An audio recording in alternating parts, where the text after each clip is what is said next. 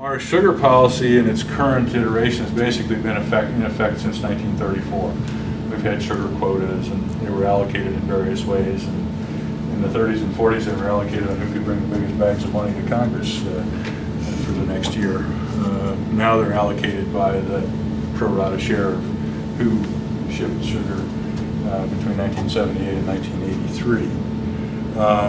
The current Farm Bill, which was voted into law in 2008 and went into effect a year later, goes through September of 2013. So it covers the crop that will be planted and harvested in 2012. So what are the main features of that Farm Bill? Well, number one is that the Congress has ordered the USDA to operate the sugar program at no cost to the taxpayer. So whatever they do, they can't buy sugar and create a cost. In truth, if they do, there's no penalty, other than we have a bigger deficit. But and the USDA will probably get yelled at by all sorts of lobbyists. But they don't treat it as though there's no penalty. They take these things seriously. It's mandated by law. They try to do it. Being at no cost to the taxpayer doesn't mean it's at no cost to the consumer. Those of us who are taxpayers and consumers might wonder what the distinction is.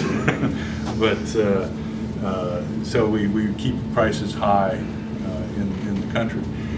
The second thing it mandated was that the USDA was to give marketing allotments to producers here of no less than 85% of the estimated consumption here. So 10.5 million tons, they get 9 million tons-ish of total allocation for the domestic industry.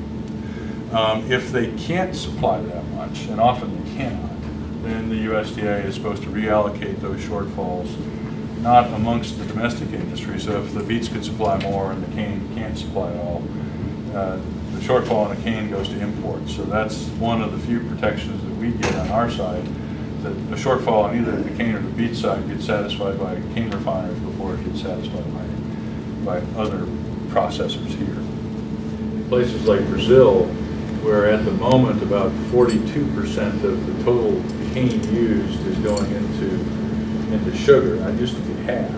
So ethanol is taking up a bigger and bigger share of the production in Brazil. And as you know, so if sugar prices get cheap, people will just start making ethanol in a bigger fashion. So that should use up the surplus sugar and start to buffer it.